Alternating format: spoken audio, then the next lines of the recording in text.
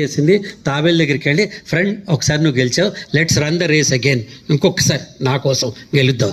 తాబేలు అనుకుంది వీడు 100 సార్లు గెలిచినా వీడు ఓవర్ కాన్ఫిడెన్స్ వల్ల తప్పుల వల్ల వీడు ఓడిపోతాడు, ఓకే అంది.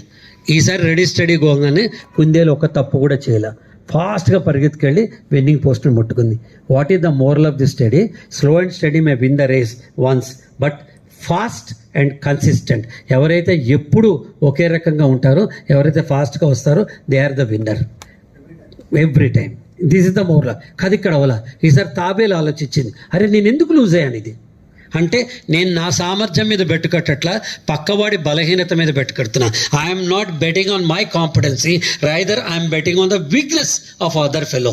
కాబట్టి ఆలోచించి అది కుందేలు దగ్గరికి వెళ్ళి, మిత్రమా ఓసారి నువ్వు గెలిచావు, ఓసారి నేను గెలిచాను, థర్డ్ రేస్ మళ్ళీ పరిగెత్తుదాం. కుందేలు అనుకుంది ఎన్ని రేసులైనా పరిగెత్తు, నా కాంపిటెన్సీకి నేను గెలుస్తాను, ఎస్ అంది. అయితే తాబేలంది, లాస్ట్ టైం ఇటు పరిగెత్తాం కదా, ఈసారి ఇటు పరిగెత్తాలి, ఎటైనా పరిగెత్తు, ఇట్స్ ఓకే అన్న.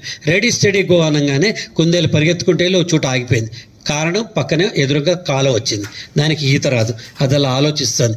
తాబేలు వచ్చి డుబికి నీళ్ళలో దూకి అవతల పక్కకెళ్ళి ఐఎమ్ ద విన్నర్ అని చెప్పింది. What is the moral of the story? Always bet on your competency, not on the weaknesses of others. నీ దగ్గర ఉన్న సామర్థ్యం మీద బెట్టు కడితే మనం గెలుస్తాం. ఖాదిక్కడితో అవలా వాళ్ళిద్దరు కలిసి వెనక్కి